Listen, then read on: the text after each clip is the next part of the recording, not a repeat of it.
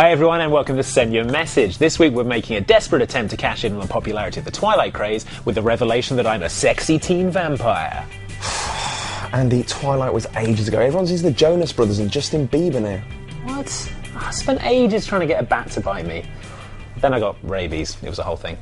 That's not even how you become a vampire. Wait a minute, is that why you were in Romania last week? You said it was for a stag do. Yeah, I say a lot of things. Anyway, we better answer some questions before I black out.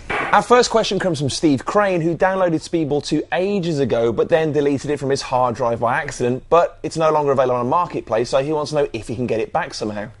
What? Stop that. Yeah, what you need to do is go to the My Xbox channel, go down to Manage Account, then Download History, and there you should see a list of everything you've ever downloaded with the option to re-download your content of choice. You can also do it on Xbox.com in the My Account Purchase History option. Right, our next question is from Frog on a Plate and Lukeith2, and they were wondering if we have any information on I Am Alive, as it looks like one of the best games of its type. Well, that's interesting, guys, because aside from a trailer that contains zero gameplay, nobody has seen anything of Ubisoft's now quite topical new survival game. Yep, I Am Alive is set in the aftermath of a 10.3 magnitude earthquake that hits and promptly destroys Chicago. The trailer implies that you take control of Adam, a survivor of the tragedy who not only has to overcome the hostile environment, but also faces threats from other extremely thirsty survivors who aren't in the mood for sharing. Despite being revealed at E3 2008, Ubisoft recently confirmed that it would not be released within the next financial year, which ends in March 2011. It also revealed that the game was being completely overhauled to use the Splinter Cell Conviction engine, something of an irony considering Conviction was itself subjected to a re-engineering as Ubisoft would have it. Which means you're not going to see I'm Alive until April 2011 at the absolute earliest. Well, any later and you'll probably be too busy worrying about the actual apocalypse if Roland Emmerich's to be believed. Ryan Dohe's written in to say he loves the show, but also to ask about the new Game Room app that was recently announced. More specifically, whether it's going to be free and whether it will actually be an open-world walk-around environment.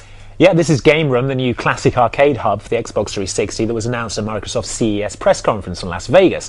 It's going to allow you to build and customise your very own arcade like Bill Murray's brother in Wayne's World. The hub itself is free, and it's going to be launching with 30 original arcade and console classics such as Centipede and Asteroids Deluxe from Atari, and other favourites from Activision, Intellivision, Konami and more, all shown in their original cabinets. Yeah, and you can customise your space to your heart's content by arranging your cabinets and decorating each room with themes and animated icons from your favourite games. No word yet on if there'll be a broken air hockey table or a bunch of older kids drinking woodpecker cider to add to the environment, but fingers crossed. In response to whether it's an open world game, your avatar can wander around in the environment and invite friends over to your own customised arcade space too. The list of titles is going to be updated weekly with new additions, and you can also earn achievements from the games. Pricing is currently said to be 400 MSP to buy the game to share across your Xbox and your PC, 240 points just to have it on your Xbox, or 40 Microsoft points for a single game. When's it out, you ask? Spring, we replied vaguely. Right, next up, AshBash008 wants to know if we have any news on Transformers War for Cybertron. Well, for those who don't know what AshBash is on about, Activision recently confirmed that it recruited High Moon Studios, the team behind the Bourne Conspiracy, to create an entirely original Transformers game that has nothing to do with Michael Bay's interesting interpretation of the ever-popular robot franchise.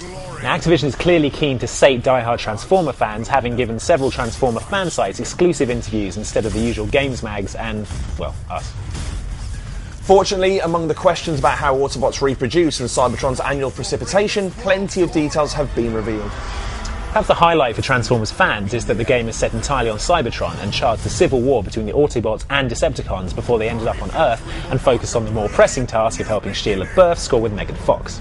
The campaign mode, which features online co-op play, lets you play as both Autobots and Decepticons in a parallel storyline, but if you just want to skip straight to smashing Optimus Prime's Face Guardian, there's online competitive modes too. There's no release date yet, but all signs point to a winter launch this year. Oh, let's hope that doesn't transform, eh? Eh? Eh? Shut up. Hardhan wants to know if there's going to be any more maps released for Halo 3, and in an audacious second question, when they'll be released. Cheater, 2 questions. Yes, Microsoft has announced the second Mythic map pack, which contains maps previously exclusive to Halo 3 ODST, will be coming to the Game Marketplace next Tuesday. The Mythic 2 map pack will be available on Xbox Live on 2nd of February for 800 Microsoft points. Right, next up, Aaron, aka the Jackal 2009, probably already regretting that gamer tag, aren't you, Aaron? Wants to know if there's anything that we know about Kane and Lynch 2 Dog Days, like when it comes out, what it might be like, or if the multiplayer's any better. Well, I saw this at the end of last year, and the good news is the game has been given a complete reboot. You now play as Andy Pipkin from Little Britain. Really? Oh no, wait, sorry, it's Lynch. Anyway, this time it's set in Shanghai, where Lynch has moved in an attempt to get out of his old life of crime, but like so often happens, he's pulled back in for one last job, recruiting Kane on the way. Much like how we were hired for Inside Xbox. It's uncanny. The biggest difference this time is the visual style, which the developers say is based on YouTube and user-generated content. The camera movements are all very jerky and grainy, giving it a very fly-on-the-wall feel that creates a real sense of realism and immersion. The Fragile Alliance multiplayer that sees you and your friends shoot each other in the back over a few loose pennies is back as well, although no details have been released just yet. They're having a separate event for that soon that we'll be sure to report on. And once again, those cagey so-and-sos have not announced a release date as yet, just this year. Next up, we've had a lot of people asking, where's my Chocobo? Yeah, again, with the where's my Chocobo question. Yeah, if you missed the chance to register for Final Fantasy XIII Avatar Pet, then I'm afraid that's it for good. Sorry. However, if you did register and you didn't receive your code, then good old AC Bongos can help you out over on the Xbox.com forums. Just go to tinyurl.com/XboxChocobo and let Uncle Graham know and he'll sort you out. Please don't try and get an extra code or get a code if you didn't register. Every gamer tag will be checked against the registered names, so it won't work anyway. We're on to you. No, not you, him, on the left. Right, next up, Britty B Reborn asks, whatever happened to the game called This Is Vegas? Why has it not been released? And then he angrily shouts to the heavens, come on Midway, pick up the pace! Well, unfortunately, Midway declared bankruptcy almost a year ago, which immediately threw the future of all the games that it had in development into doubt. That was until Warner Bros. Successfully bid for ownership of most of Midway's biggest assets, including Mortal Kombat and, yes, This Is Vegas.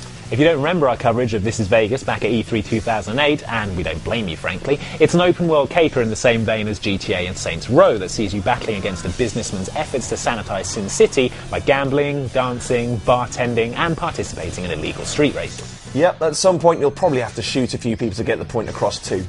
We contacted Warner Bros. For an update, but were met with a helpful no comment. However, Surreal Software, who is developing the game and is now owned by Warner as part of the deal, still has This Is Vegas art proudly emblazoned across the homepage of their website, which is some indication that the project is at least still alive. Come on Midway, pick up the pace! And finally, Ixie Lone Wolf wants to know if there are any horror games being released in 2010 for Xbox 360. Well, if like me, you love your scares, and there are a few games headed your way this year that look to cater for that. Well, naturally, Alan Wake should be top of your list. It's a psychological action thriller, apparently inspired by Twin Peaks and the work of Stephen King. The enemies in it, called the Dark Forces, are sensitive to light, and that encourages you to take advantage of environmental light sources and placing to defeat them. Then there's Bioshock 2. The first game is one of the few games to have ever made me actually jump while playing it, and the second one looks to continue the tradition. The bloody sploicers are even more horrific after a further 10 years to evolve and mutate, and the monstrous big sister enemy already haunts my every dream, for God's sake. Why won't she let me live? There. As we mentioned last week, Dead Space 2 is on the way with more horrific mutant baby monsters than you can shake a stick at, if that's your idea of a good time. And of course there's Dead Rising 2, which sees you taking on the zombie hordes once again with a range of improvised weapons that spans moose heads and motorbike with chainsaw attachments. Lastly, Metro 2033 is an upcoming survival horror FPS set in Moscow in the aftermath of nuclear war, where the surviving humans must fight the hideously mutated creatures who weren't lucky enough to make it to a shelter or die in the blasts. I played this in Moscow last year and it really does have a chilling feel to it. Well, Lone Wolf, that should be more than enough horror entertainment for you to warrant keeping a spare change of pants to hand at all times. Hey Dan, you said you like horror, right? Yeah, I love them. Check this out! What's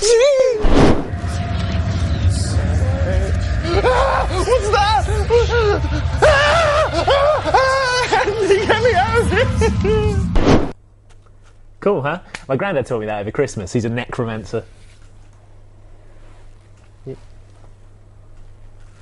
Loves horror anyway. Send your questions to the gamertag Send Your Message to sendyourmessage@hotmail.com. You can write on our Facebook wall at facebook.com/sendyourmessage or at us on Twitter at sendyourmessage. We'll see you next week. Right, Dan? You cannot unsee what has been seen. You cannot unsee what has been seen.